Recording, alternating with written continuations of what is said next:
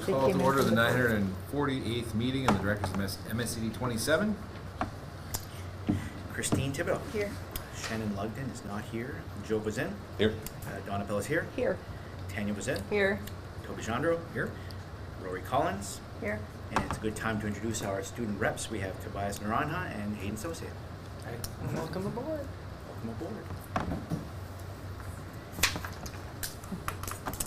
We have one agenda adjustment, but we'll do that after our first number of items. Okay. Sorry. It's not me. So, board changes. We have, we'd like to thank our outgoing board member, Katie, who stepped down last month, and we welcome our new board member, Joe Boisin. Joe was, I think, approached by many people who live in his community, and he agreed to step up. Joe will serve until the end of Katie's term, which is in March, and then if he wishes to continue, he'll take out his papers and then go for a 3-year term. So welcome, and we hope you enjoy your time with us. Thank you. You actually don't need No, I don't. papers. People can just write you out. Oh, okay. From Yeah. experience? Okay. True story. All right. Board officers. Yep, so this is the time of the year, first meeting of the year, where we elect our board chair, vice chair, and treasurer, and this is where you find out who your friends are. All right. Does anybody want to be chair?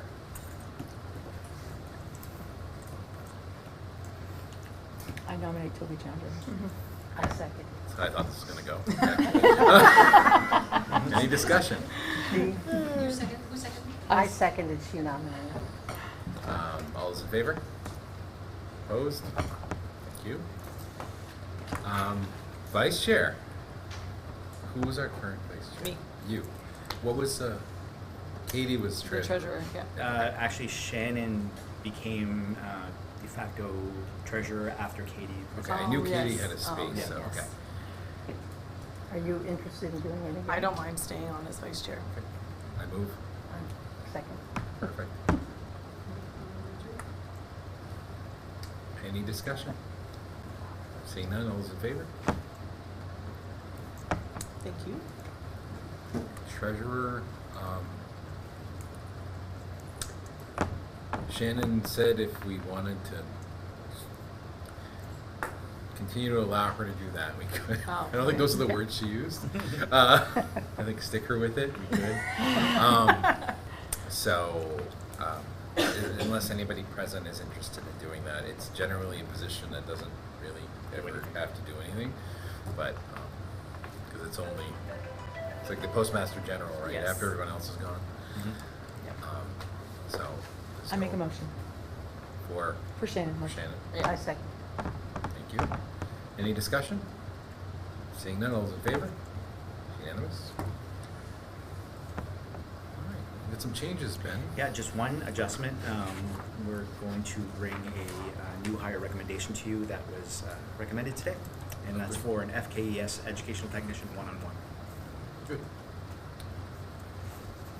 Okay, public participation for items on the agenda. Do we have any folks signed up? Doesn't look good. Approval of minutes. I'll entertain a motion to approve the minutes of the 947th meeting. I'll second. I'll make the motion. Okay, Oh, motion, just kidding. second. Yeah. Any discussion? Seeing none, all those in favor? Unanimous? Financial statement.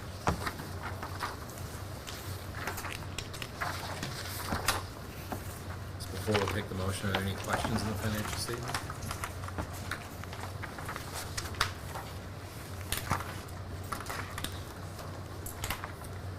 This would be your last month of the last budget year.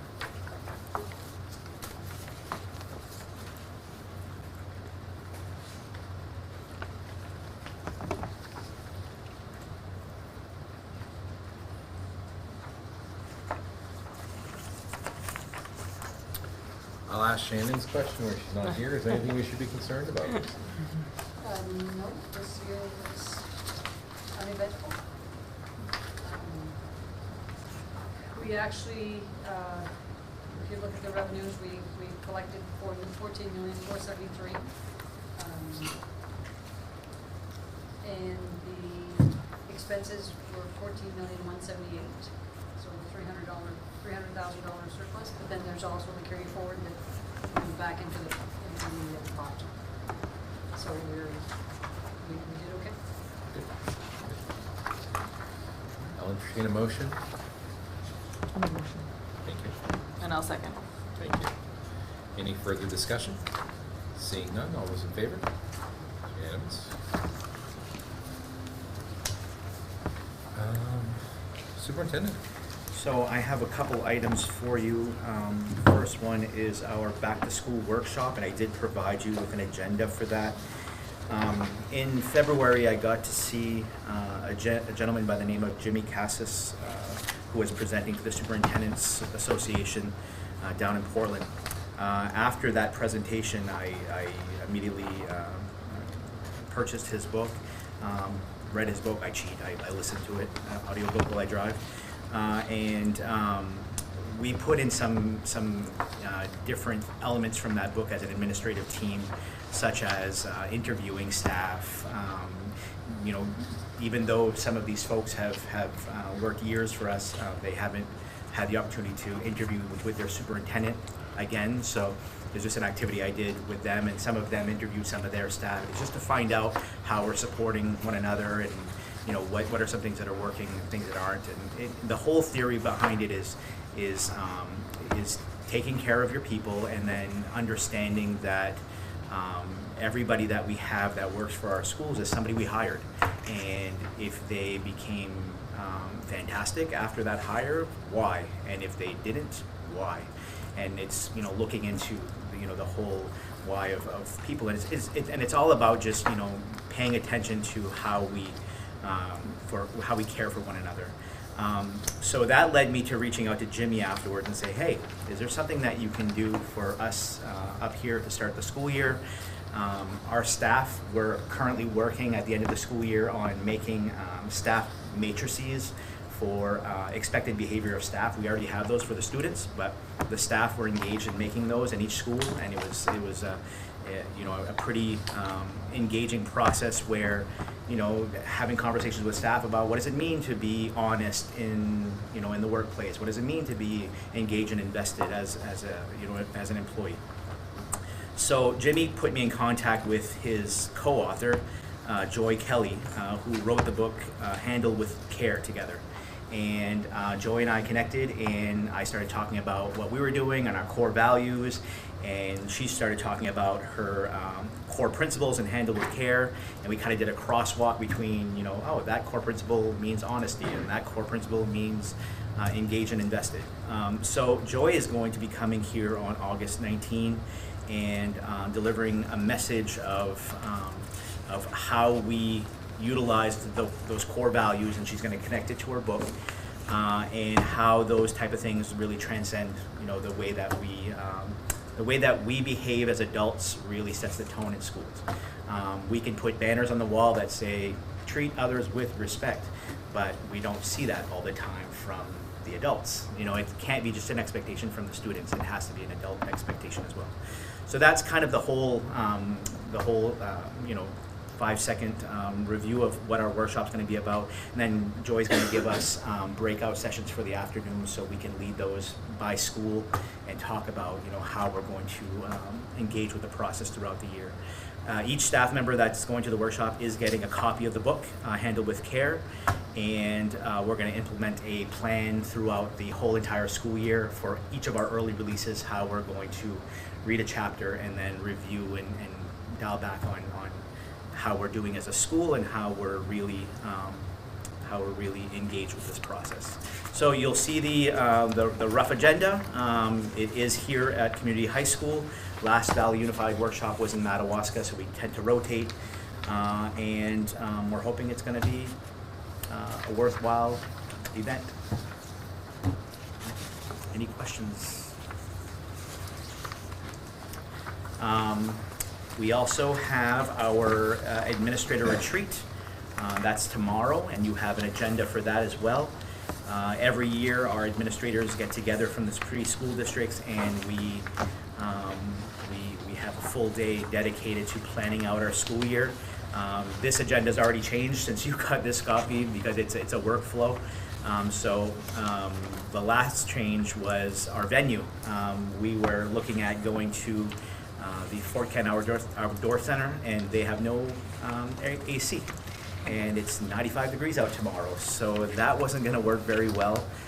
We quickly pivoted today, and UMFK is giving us their Netto Hall teleconference room, which has AC. So we were able to quickly change that. I was going to grill. I like all these people, but I'm not standing in 95-degree weather grilling for them. So we are going to go to Nowlin Hall, and we're going to eat there. They're going to give us their staff dining room area, and we'll have a working lunch there. But we're looking forward to that as well. It's a great opportunity. A lot of what we cover in this retreat comes back throughout the school year, so we keep revisiting it, and we keep making sure that we're acting on the things that we put into play at the beginning of the year. It's also where we house a lot of our agendas throughout the school year and that type of thing. So this is a work in progress, and it's going to continue to grow throughout the school year. So that's happening tomorrow at UMFK. Any questions on that one? I gave you a couple of notices from the DOE. The first one is the priority notice that our federal funds were finally released to the states. It was much later than usual. Typically, we have that release of funds on July 1st, and then we can start planning out the use of our title funds and that sort of thing. This year was delayed, and finally we have those. So we're quickly scrambling to put those applications together and making sure that we're using the best of it. We have the allocation that was appropriated by Congress, so nothing has been removed from that. Future funding is to be seen. We're not sure. But right now, we have those funds. You have another priority notice about the 3-year early adopter of 3 and 4-year-old special ed services, essentially child development services, who for years in Maine has been providing the resources and access to special education services for students before they come to school. So you're talking about your 3 and 4-year-olds. Typically, CDS would have been that body that provides those services. As years have gone on, CDS has less and less services to draw from because services are just limited. To find a speech therapist or a physical therapist, it's very difficult. So the shift Maine is making is for schools to oversee that service and phase out CDS. The funding that would have gone to CDS is now going to go to the schools based on the population of students that we are going to have under our umbrella. That doesn't mean we have to educate 3 and 4-year-olds. We're still going to have pre-K, which is an optional program. We're not going to have a 3-year-old program in our schools, but we will be responsible for providing special ed services. So if they have speech therapy, if they have OT, PT, we are going to be managing that caseload. So we have decided that we're going to be a 3rd-year pilot adopter. That's next school year. Last year was the 1st year, this year is the 2nd year, and we decided we're going to be a 3rd-year adopter of that. And essentially we're jumping on board a couple of years early because the DOE has already said that if all school districts wait till the last year, they're not going to be able to help everyone. So it's better you get in early, take the support from the DOE, and there'll be regular meetings to help guide us through it. So in meeting with Jill and also with Lee's in Madawaska, Val Unified is going to adopt that next year. So we do have a meeting next Thursday, August 14. What's today? That's this Thursday, August 14, where they're going to start talking about how this is all going to look like. I know that Holton is the only Aroostook County school that got into year one, so they just completed year one, and they've been able to share a lot of stories of how that's all unfolded and how the school has to work with daycare providers and that type of thing in order to make connections on how to get students served. And for some schools, they go right into different daycare providers and provide it there. For others, the kids come to school and receive their services at the school. So it's to be determined on how we're going to do that, but I do know that we are going to partner with ACAP a lot on that, and they're going to help us through the process. Any questions on that? So are we gonna provide like case management services? Essentially, yeah, our teachers are going, we're going to have a teacher that's going to have the birth to age 5 special ed endorsement, which is a new endorsement, and then they can become a case manager for that population. We currently do not have a birth to 5-year-old. But in the case of Fort Kent Elementary School, for example, what we hope to accomplish is that a staff member from ACAP will move right into the building and will provide case management services for all Head Start eligible children, and then will provide a range of services for other children on a push-in, pull-out basis, and will work not only with students who don't qualify for Head Start or early Head Start, but other students who are either in need of remediation or acceleration.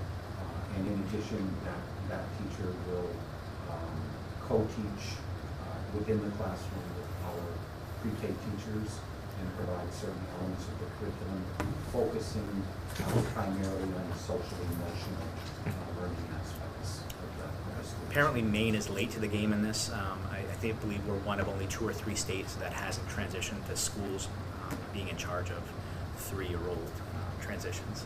And for our perspective, the sooner we get them, the better. Because right now CDS is missing so much, and oftentimes they're not getting the services these kids need, so they come to us a year or 2 behind that they should have had their services. And the 3-year-olds will be served at ACAP. So that's what we're looking at in terms of the MOU. They will be served right on site by Aroostook County Action Program, which aligns quite nicely with our decision to basically move our daycare services, work with ACAP so that they could transition our families and our staff in over there. And then we'll concentrate on the 4-year-olds with the support services resource teacher from ACAP being right on site in our school, working hand in hand with our teachers. So are we going to be reimbursed directly for the costs of this caseworker? Yeah, so right now, we have done this, we can reach out to the state to do a child find for us. So who in our area would qualify for 3 or 4-year-old services. The state of Maine would provide us a list of names that are already under CDS umbrella or flagged for, and they could even give us an estimate of what our subsidy would be if we were to have the case management of these students. So it's determined by child? Yeah. By eligible child or participating child? It's children for 3 to 5-year-olds is children who are eligible for services, but in the case of this case manager, that is not an SAD 27 expense. That ACAP is employed. Okay. No, we get the subsidy for the service. We will get subsidy, but we're not paying that person. We may pay a small fee per student to ACAP to help offset some of their costs, but that individual is going to be an ACAP employee and has the requisite certifications to function in the I'm asking because generally when something's shifted for efficiency, it just means somebody else's efficiency. Mhm. And I want to make sure that if we're going to do this, we're not stuck. Holton has told us that they have not been shortchanged by this. Okay. promotion. Good. Any other questions? Although Holton's pie in the sky with it too, so we'll see. We'll see. We'll figure it out either way. We will. The last thing that I have is just a reminder for the August 19 referendum. That is next Tuesday. We actually have open house on that evening, so we're going to encourage parents to, you know, after they leave our school, to please go vote. We understand that there's, I believe there's a soccer game that night in Madawaska, I'm not sure, so we'll work that out. But we're trying to get as many people out there as possible. So I hope that we're all going to support the budget. I was going to take this time to address a social media post that was made about urging citizens to not support the budget. This post was put on by a former employee, and I was going to address that here tonight, but I don't believe that I should give any legs to that post, and I think speaking on it would do that. If anybody knows the post I'm talking about and has questions about what was said, please contact me and I will set the record straight for most of what the claims were on that post. And stay off of Facebook. That's just good advice. Shift to TikTok. It's a lot more fun. Oh my gosh. Yeah, it's great. And I would reiterate something we talked about at the last meeting, that if people have questions, if you're watching at home, you have questions, call. If there's something that seems really out of whack, you should ask about it, because it's probably not true. It's an old building. Got a lot of people working here. If there's something that somebody tells you that we're wasting money on, ask about it, and Ben will be happy to explain whether or not it exists and how it's funded, how long we've been paying for it, and what it costs us. And what we've received for free through grants. Yeah. You have administrator reports. You have Mr. Doucette, Mr. Anderson, Ms. Jill Kelly, and Mr. Ricky Labby, and they're here if you have questions for them.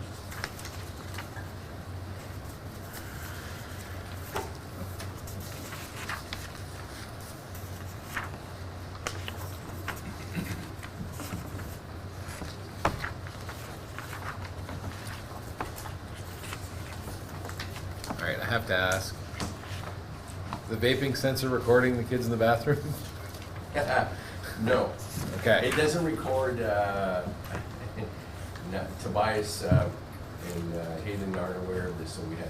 We have to be real quiet. First, they're gonna be earmuffs. Yeah. No. Wanted to be a surprise when they listened to you. Right, no, we did have 2 sensors installed. Okay. It does recognize certain words, but it's not recording. So if someone says, I'm going to beat the crap out of you, or if there's a certain level of volume, or the AI aspect of that can interpret hostility or bullying. So it's a protective mechanism there, but it's not recording anywhere. You can't go back to see what's been said or anything like that. It just gives a warning that something is going on and it's not good. So right away it gives an alarm. It comes onto our devices, and all it does is alarm us to go and check. We don't know what was said, we don't know specific words or anything. This thing just has a way of detecting danger based on what is being. And you can record them walking out. What happens is, if there's, and there's a lot of parameters that we can set, okay? Like we even set the temperature on there, so if it senses like a really high temperature, we're gonna get notified at home.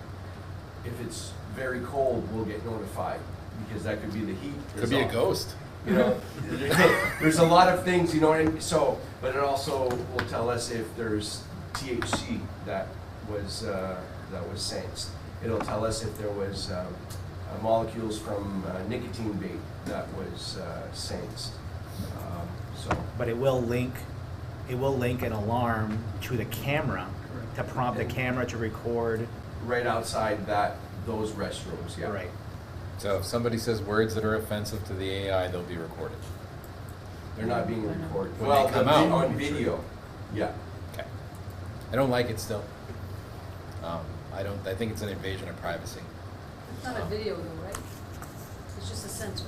No, there's a video outside. Right, but when they come out, The videos on the outside. So if I Yeah, say, but it's been Steve there just said it's a big jerk face in the bathroom, the The cameras have camera been- will record me coming out of the bathroom. It's recording you now. I was gonna say, the cameras are already there. Well, no, but it'll trigger that there was an event, a hostile event, and that'll Yeah, yeah. tell you, right? so what it does, it gives us an opportunity to see who's coming out of there and prompt a question, because we hear about bullying happening, yet no one reports it.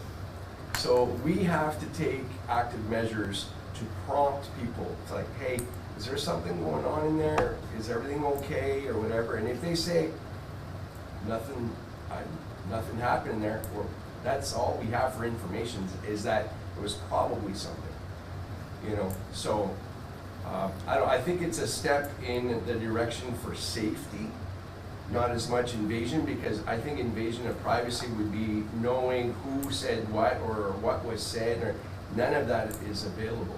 It's just as benign as learning that the temperature dropped significantly. We know there was an event, we go check on it, and that's all, you know? I don't know. Yeah. I'm not, He still doesn't like it. I don't like it. I don't like it one bit. Well, and Toby, at any point, if people don't want it for their children, we can turn that feature off. Yeah.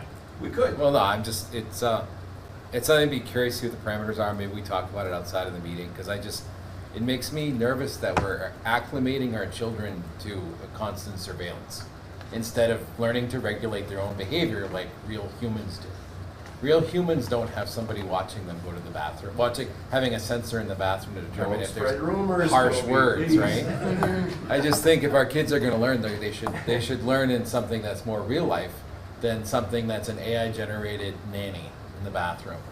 Yeah. Our kids won't learn if they don't get to try, and I worry about this as a opportunity to take away taking away an opportunity for them to learn amongst themselves. Unfortunately, the trend of snitches get stitches has not gone away for as long as I've been in But that's education. part of the learning experience, isn't it? Yeah, I mean, it is antisocial to snitch. We know that, yeah. right? It's against your in-group, out-group. There's a whole reason why humans don't snitch. Mhm. And it's something that I think kids can afford to learn at a safe place as opposed to when they go in the real world. It can detect gunshots too, so. Well, you've got hopefully something to detect the guns coming in the first place. So So I'll there's talk a to lot- you There's a lot after. of parameters there Yeah. that we can turn on or off, so, I'll talk to you after, and I'll find out what the parameters are, and we'll Yeah. discuss further. thank you. Thank you. I'm not going to harass anyone else. Thank you, everyone, for your work. Anybody else have any questions for admins?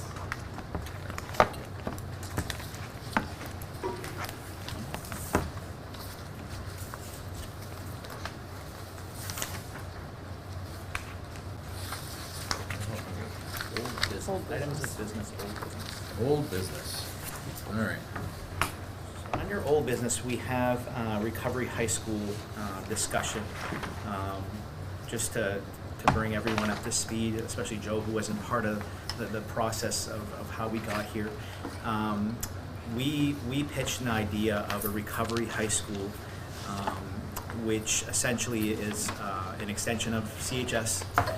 Students who are in recovery from substance abuse, alcohol abuse, any number of disorders could qualify for this school. The school would be based at UMFK on the campus. It essentially would be capped at 8 students, I believe we had discussed. The students would have residential placement there, so they would be living in the old First floor, Powell Hall, thank you, Peter. The Hensler House on Pleasant Street has been deemed essentially their classroom and learning space as part of a collaboration through UMFK. They would dine at Nowlin Hall on a dining pass. So essentially they would be on a campus away from the high school and receiving their post-treatment support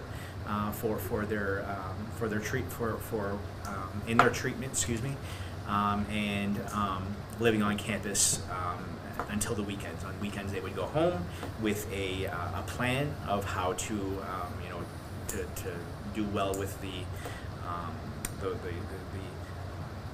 things that might face them in their home life, and so that's what the essentially the project is. We've pitched this to the Recovery Council, the Maine Recovery Council, and they have, after a first round, they came back and essentially funded this pilot of this program for 2 full years.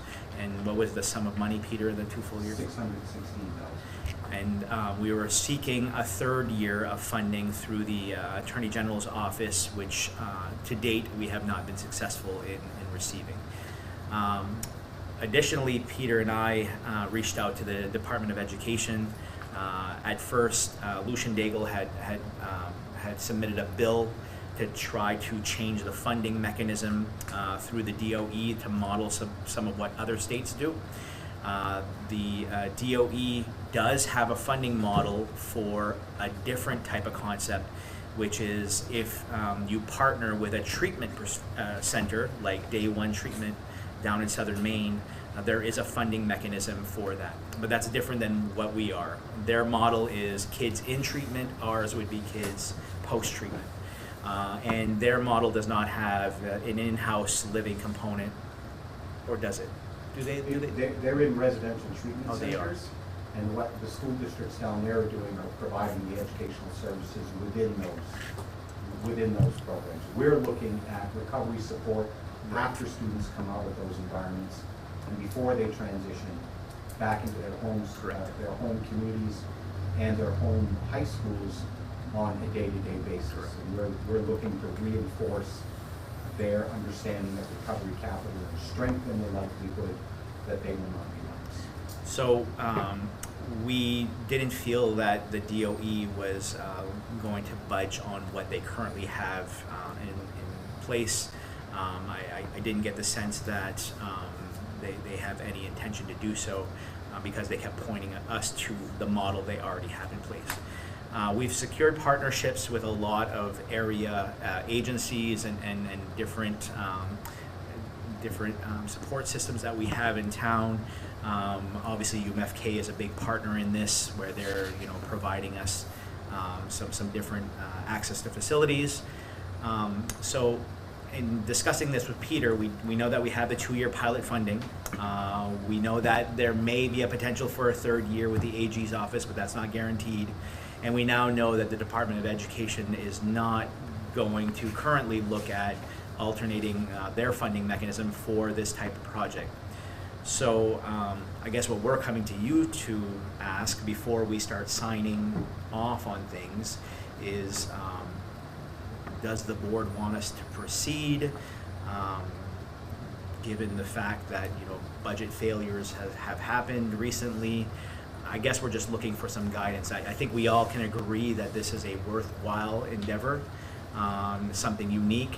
Not one recovery high school in the United States has an in-house residential component, so we would be very unique. We know that this works in other states. We know that in Maine, rural areas are underserved, so we would be serving a population that currently does not have that type of service. I guess we're just looking for some guidance from the board on where you see this going before we move forward. And we're targeting school year 26-27 was our target start date, so a year from now. Important, I think, if I may speak to that point, there is never going to be a time when we're going to come back and say, okay, we're out of funding. It's now time to pick up the cost of this. We're going to continue to work within the 2-year period to secure state funding through the legislative process. May not involve DOE, at least not singularly. Ideally, it would involve DOE, DOC, and DHHS. And all 3 departments would pony up some support. That would be the ideal because they're all involved in the lives of these children. So We're gonna continue to work that in with our local legislators. But if after 2 years the state doesn't come through, then it's an idea that we think will work. But if they're not willing to support it, which is what happens in other states, the states provide a majority of the funding and then sending districts provide the balance. The home districts do not, the host districts do not absorb the costs. So you need not be concerned about that. If the state doesn't want to do it, then we try. And it's worth a shot, because we've got a lot of kids suffering from various levels of substance use disorder, and most certainly co-occurring disorders. So there'll be someone that stays at the residence where they're. Two dorm parents Two. will reside with them. And then for teaching, is that gonna be? We'll have one teacher, one ed tech, and we'll also have a full-time social worker who will work around recovery capital planning and sobriety planning for weekends, things like that. So they will be very well supported. Okay. And we will never serve more than 8 students at a time, but we could end up serving up to 12 students a year, because some students will be ready to cycle back into their home school, their home high schools and their home communities before an entire school year elapses, at which time we'll bring in new students and begin serving them.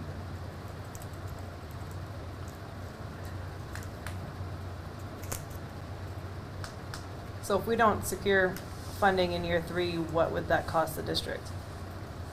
Wouldn't cost us anything. The contract will have been done, we'll have expended the funds, and our obligation is over.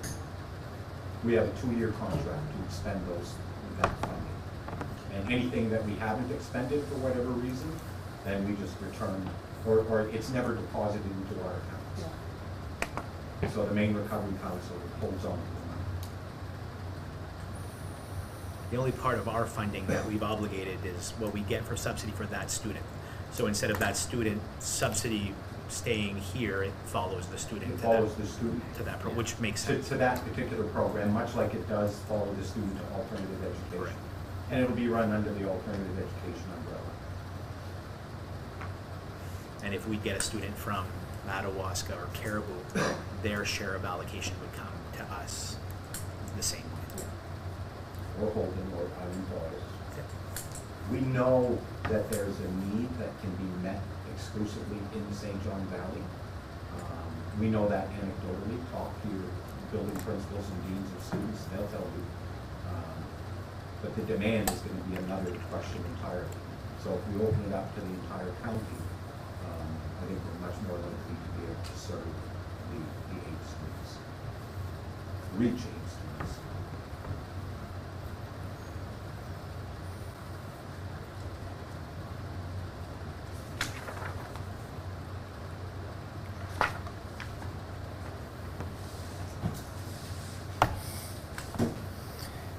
Makes me anxious. We've had that discussion. I've had the discussion with you, Yeah, Peter. It absolutely. makes me real anxious. Yep. Having worked in social services, there's a real proclivity for dumping people in places they don't belong because we have nowhere else to send them.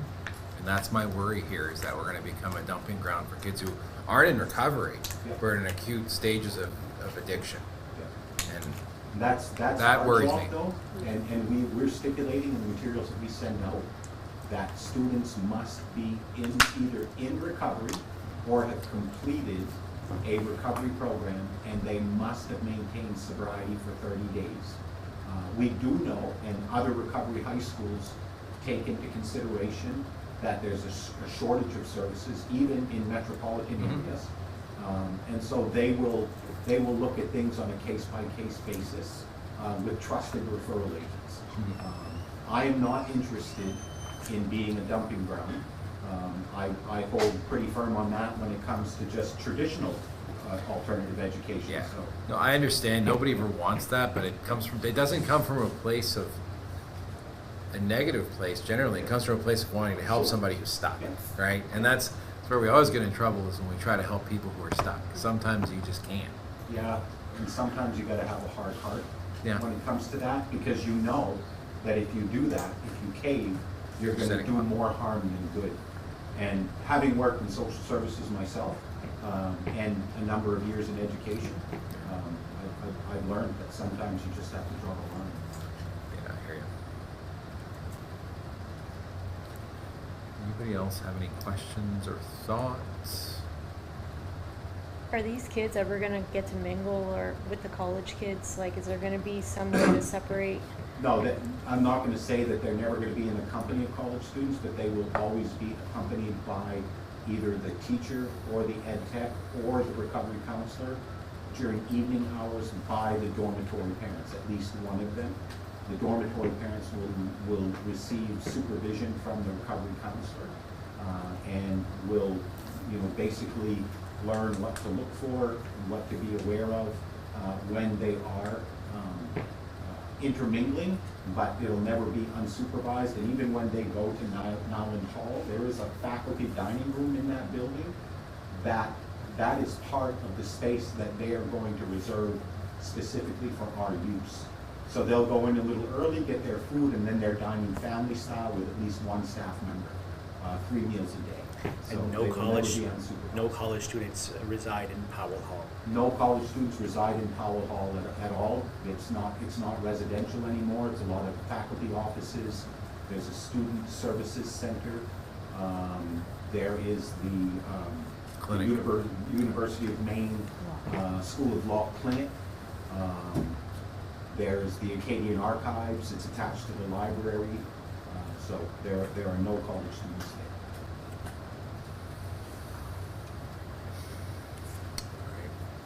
Vote on this, Ben?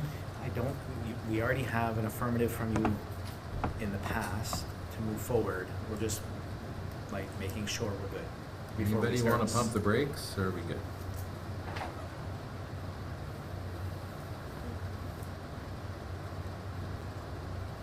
Nobody say anything, I'm assuming we're going forward.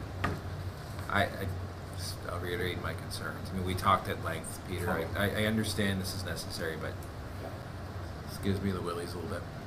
You know, Toby, in all honesty, it makes me anxious too, and I'm glad it does, because that means I'll be staying on top of things. Thank you, Peter. Thank you. Well, 30 days isn't very long. 30 days in recovery, post-recovery isn't very long. I'm very sorry, Donna, I didn't hear that.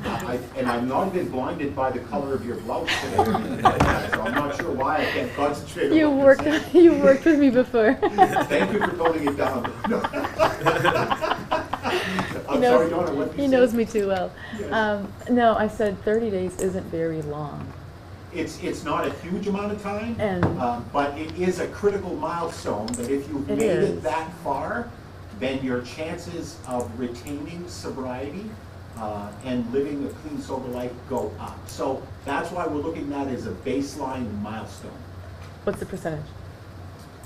At At 30 30 days, I couldn't give you, I couldn't give you that with adolescents or adults. And I think it varies depending on the supply of substances Oh, it readily also available depends to probably people in their on the, lives. yeah, Yeah. depends on the substance as well, but Yeah. that's why I'm leery. Because after 30 days,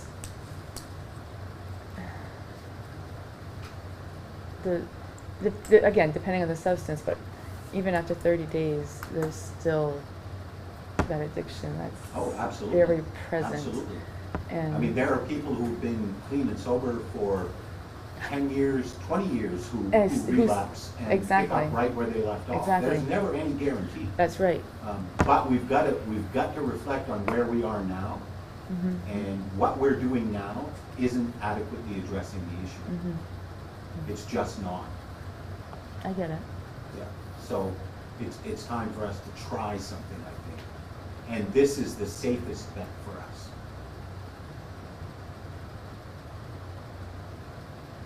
I guess we try it. And safe is a relative term. Mm. All right, Thank you. Thank you. new business. Under new business, items for information, we have no retirements, no resignations. We do have a rescindment, and I did notify you of this at the time. you all know that Tom Panett had submitted his early retirement, and then after some good conversations with Tom, he decided that he would like to stay, and I made him promise that he's going to stay until his real retirement. So Tom's been doing well, and we're glad that he's decided to remain with us. So we did rescind that retirement notification. Transfers, we did accept Brian Dubois' transfer. If you're paying attention, this is the second or third time we accept a transfer of Brian. Brian was originally hired at FKES as an evening custodian, transferred here to this building to get used to this building in anticipation of a retirement here. That retirement did happen, so we've accepted Brian's retirement to the day shift. And Brian will have a regular bus run as well. So that transfer was accepted, and that was effective after the retirement of Lloyd Bonafont. I did notify you of some new hires that we approved. We approved a TOPS alternative education teacher at the SJBTC site. We approved 2 Fort Kent Elementary night custodian positions, a cook helper position here at CHS and VRMS, a cook helper at FKES. One that I did not take to you is in your packet, or should have been on your table, and this is a recommendation that was made today. And you'll see from the letter from Ms. Jill Kelly that they are recommending Jason Webb for an Ed Tech 3 one-on-one position at FKES. Jason brings valuable experience working with students and adults with disabilities in both Colorado and Maine. So that is an approval for you to consider tonight. Okay, so on Mr. Webb, I'll entertain a motion. I'll make a motion. Thank you. To accept. Second. Second from Rory. Any discussion? Seeing none, all those in favor? It's unanimous. I did miss a resignation. We did get a resignation from Ryan Pelletier. Ryan was offered a job at RF Chamberlain and accepted that. Ryan's last week was last week. And so we are currently, we have a posting for the fleet technician, which is the mechanic at the garage, and right now Gerald Raymond is in a 2-week trial of working at the garage with Ricky and seeing if he likes that as a fit. So we're hopeful that that is a great fit for Gerald. Thank you. Yep. And everything else happened when we were away at break, so we don't have to vote on it. Nope. Okay. We're good. We are currently still looking for an evening custodian. And an ed tech, Ms. Jill? Okay, one more ed tech. All right. So we have some handbooks we're going to talk. Yep, I gave you links when you got your materials to the CHS VRMS student handbook and the FKES student handbook for your review and for your approval.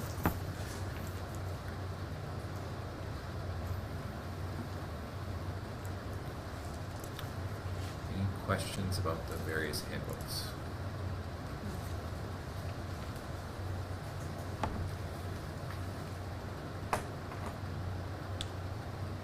Can I make a comment? Sure. I reviewed the student handbook, and it says, it still lists, like, if there's a bad evacuation, our number one place is to go to the university. You go to the gymnasium, that's that you go, or to Dowling Hall. And that was always one concern of mine whenever, I mean, I shouldn't say too loud. We used to have bomb threats. I don't want to start something, but it's like really, they already know where we're gonna go. So you're evacuated. That was always one of we'd talk as teachers among us whenever we were doing this, that we'd say, you know, if they call a bomb threat here, they know we're going, so what's them not to know that? Yeah, so one thing that we talk about is, so Do you you have, alternate you it? have 3 options, and we're never broadcasting which one we're doing. So Okay. it's not like, first we're gonna go to the first one, second to the second, third to the third. It's on the fly, we're calling which one we'll go to. Okay, And so it's not necessarily the first one. Correct. Okay.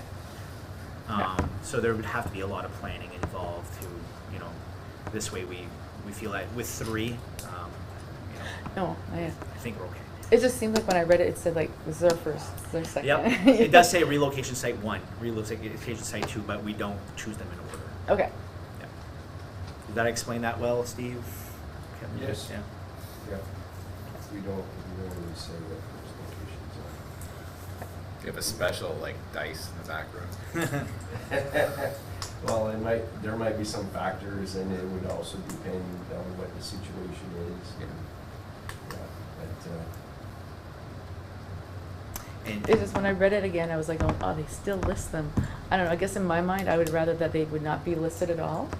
So just leave it, like, we you, can't, you know, let you guys know, we could know, as a board, but to put it out, because the student handbook is public information, so for it to be just publicized there, I don't know, that's just, that's a good point.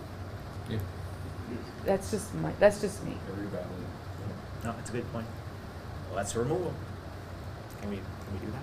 Okay. Well, they're probably already all sent home. It's okay, nobody reads them anyway. That's true, that's true.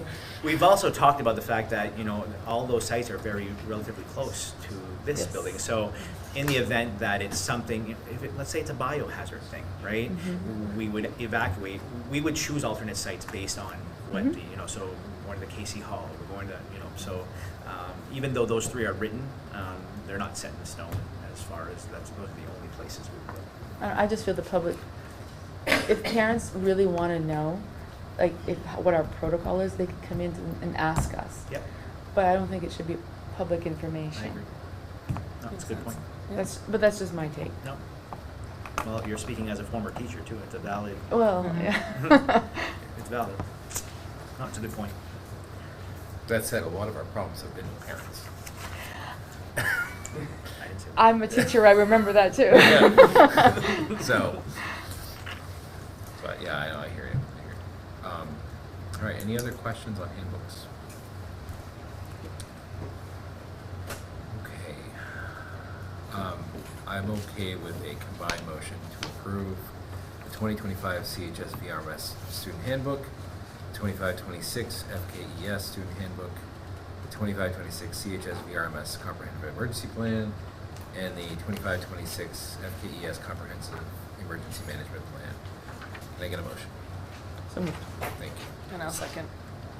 Any further discussion on any of that? Seeing none, all those in favor? Unanimous. Item F, Valley Unified Shared Financial Software. I'll let Lucy explain what that is. Yep. The current financial software that we have is several years old. We went into it prior to 2008, or around as much. At that time, it was already slated to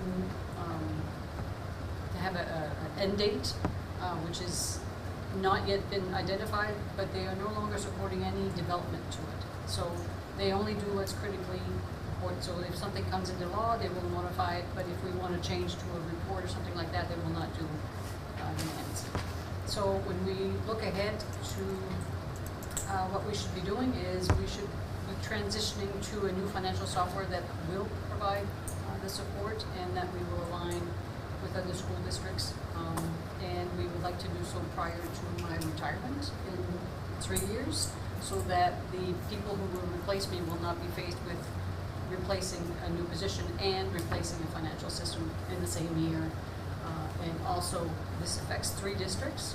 And in one of the districts, or possibly 2 of the districts, they may also be building a school, which compounds the issue. So we want to be ready for all of those things ahead of time, and this is the first step. We gathered a couple of quotes, and we looked at feedback from other school districts in Maine, primarily two of the financial providers cater specifically to schools. One is Tyler Technologies, which is, we have one of their products now. We have AES Pro Fund. They have a school ERP Pro version. And then there's also Harris Group, who has Apta Fund. When we gathered quotes, Harris Group Apta Fund came in quite a bit lower by probably about $20,000. The feedback that I have gotten from the Caribou District, they were on School ERP Pro for a couple of years, which is a huge investment, over $100,000. They have given up on it and have transitioned to Harris Group Apta Fund, because of the problems they were getting with School ERP Pro. There's support for both sides, but I'm I'm relying heavily on the Caribou experience and some of the feedback that Mark has provided to me, and also that the Harris Group is a cheaper financial system. I think that's the one that we will go with. So I would recommend that we go with Harris Group Apta Fund. We are planning to do this over a 3-year span so that we don't have the cost all in 1 year. The first part of it would be part of the installation.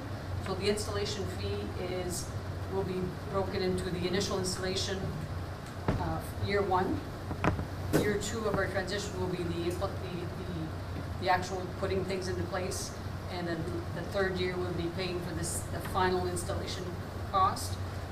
I have built it into all 3 budgets, so that we are going to be okay to fund year 1 of the installation in the 25-26 budget year. So my recommendation is to go with Harris Group Apta Fund.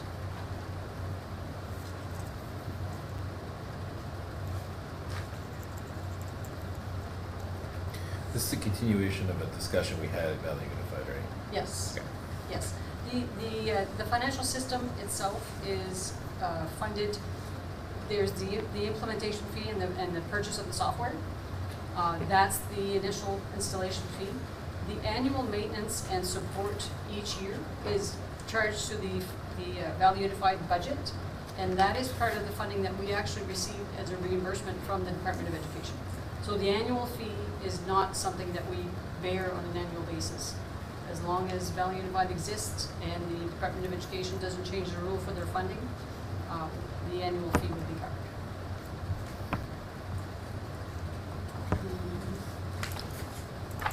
Entertain a motion to approve the transition to the new financial software system.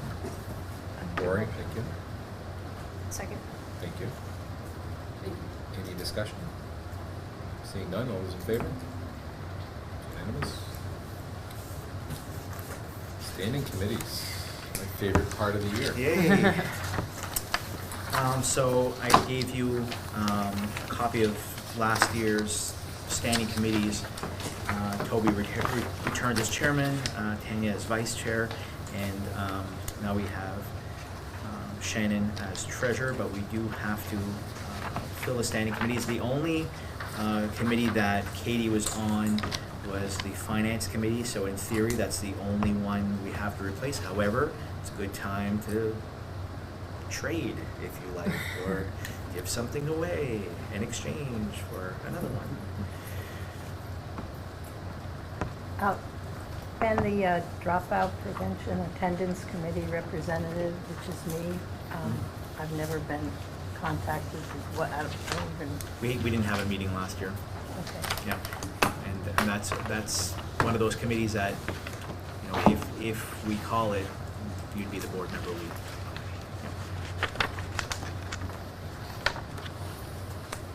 How many takers on finance committee? I don't think I have that. Right there. Oh, I got it. Sorry. Sorry.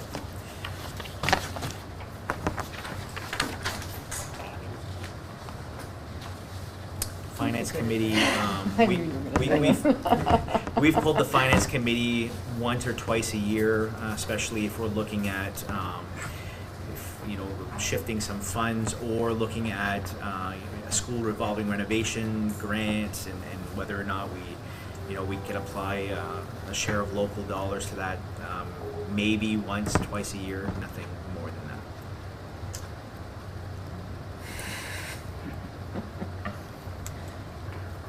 Come on. Okay, I'm getting eyes. We I can try nominate something else. her. The two of you interested in any of this? Too fresh at this. We all were once. Yeah. If you wanted to, we can have Is it. that the only one, is finance committee? But I can do it too. That's the only vacancy right now. I can do it too if you want. It doesn't matter, whatever. And I'm doing a lousy job in all of mine because my new work has me traveling more than I used to. So if there's any place that has my name that you're interested in, I mean, negotiations committee is a lot of time. And I try to make it to one if I can in person. And then the policy committee doesn't meet that often, but that's not a bad thing. Not a bad thing to do. 3-4 times a year. Yeah. And we do a lot of that remotely anyway. Yep. We'll review the documents. And if you want to just hop on as a third person, the one that has two on it already, you're welcome to join if you want to just see what it looks like. It's up to you. At any point you want to hop on, if you don't want to do it today, you do it another time. I'm not going to fight. Somebody wanted to come into a meeting, you could, right? Absolutely, as long as we don't have a quorum. As long as we don't have a quorum. Yeah. And that's how many? 4. So you guys can come visit any time. I'll listen to one of you. I'll do the finance committee. Okay.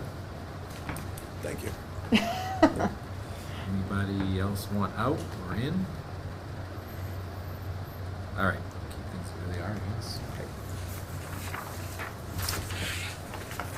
All right. Enter motion to adjourn.